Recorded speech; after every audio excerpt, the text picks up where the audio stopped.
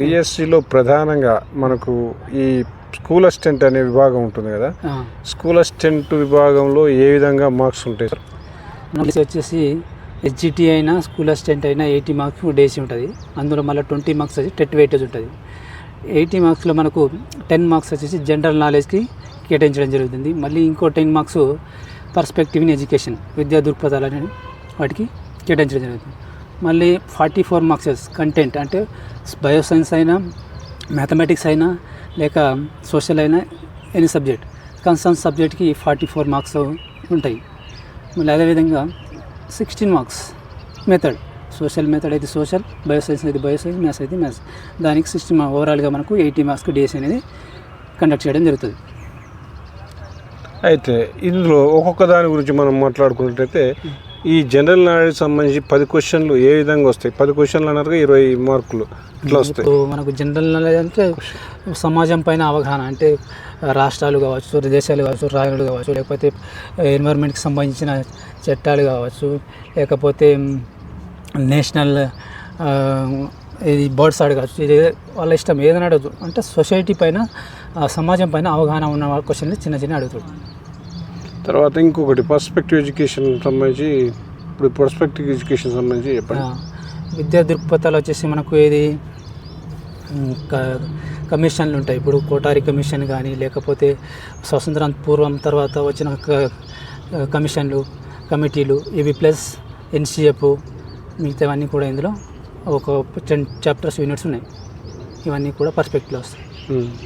అయితే ఇప్పుడు దీంట్లో మీకు ప్రధానంగా మీ స్కూల్ అసిస్టెంట్లో మీ సబ్జెక్ట్ ఏంటి సార్? బయోసైన్స్. ఈ బయోసైన్స్ సంబంధించి ఈ 40 క్వశ్చన్స్ ఏదైనా వస్తాయి.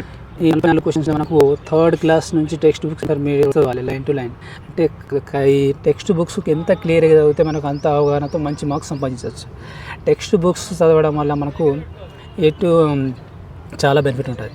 కాబట్టి టెక్స్ట్ బుక్స్ చదివితే, అంటే మనకు ఫర్ ఎగ్జాంపుల్ బయోసైన్స్లో ఒక హార్ట్ డయాగ్రామ్ తీసుకుంటే ఒక డయాగ్రామ్ చూసి క్వశ్చన్ ఫ్రేమ్ చేయొచ్చు. అంటే మ్యాటర్ దాంట్లో డయాగ్రామ్ చూసి మనకు కొన్నిట్లో డయాగ్రామ్ చూస్తే ఇప్పుడు ఏది పిట్యూటరీ గ్లాండ్స్ ఉంటాయి. డయాగ్రామ్ చూసుకుంటే దాంట్లో సీక్వెన్స్లో అడుగుతాడు, అసెండింగ్ డిసెండింగ్ ఆర్డర్లో అడుగుతాడు. అలాంటివి మనం డయాగ్రామ్ చూసి ఈజీగా గుర్తుపట్టవచ్చు. మ్యాటర్లో వేరే ఉంటాయి, డయాగ్రామ్ చూసి ఐడెంటిఫై చేసి వేరే ఉంటాయి, అట్లా అన్నట్టు. తర్వాత ఇప్పుడు ఇంకోటి ఈ 16 మార్కులకు అది ఉంటుంది కదా, 44 పోతే 16 మెథడాలజీ సంబంధించి, ఆ మెథడాలజీ ఏ విధంగా? మెథడాలజీ ఎట్లా ఉంటాయి అంటే ఇంట్లో 10 విద్యా ప్రమాణాలు, ఎడ్యుకేషన్ అకాడమిక్ స్టాండర్డ్స్ ఉంటాయి. విద్యా ప్రమాణాలు ఒక 6 ఉంటాయి బయోసైన్స్లో. ఆ విధంగా వాటిపైన ఒక క్వశ్చన్ ఫ్రేమ్ చేస్తాడు. ప్లస్ విద్యా లక్ష్యాలు, గమ్యాలు, ప్లస్ విలువలు అన్నీ ఒక 10 యూనిట్లు ఉంటాయి. వాటిపైన మూల్యాంకనం వరకు క్వశ్చన్ ఫ్రేమ్ చేస్తాడు. తర్వాత దీంట్లో ఏదైనా ఉంటుందా మోరల్ వాల్యూస్ మీద ఏమైనా?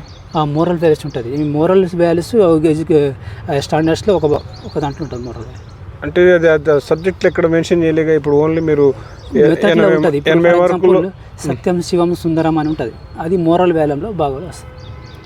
మీరు చెప్పిన దాంట్లో మీరు నాకు మొత్తం 80 మార్కులు అన్నారు కదా, 80 మార్కుల్లో 44 మార్కులు కంటెంట్ అన్నారు, 16 మార్కులు మెథడాలజీ అన్నారు, 10 మార్కులు జనరల్ నాలెడ్జ్ అన్నారు, 10 పర్స్పెక్టివ్ అన్నారు. మరి మోరల్ వాల్యూస్ అనేది ఎక్కడ ఉంది?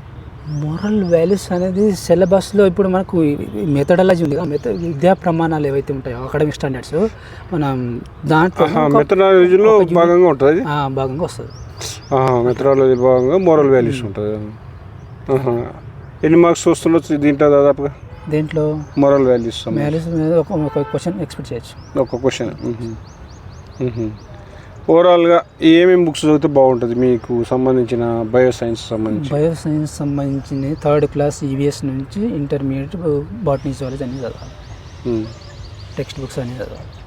మెథడ్కి వచ్చేసి తెలుగు అకాడమీ వాళ్ళు మెథడ్కి ఒకటి ఉంది, ఆ బుక్ చదివితే సరిపోతుంది. అంతేనా? ఇంతవరకు సరిపోతుందా? సరే. Okay, thank you sir.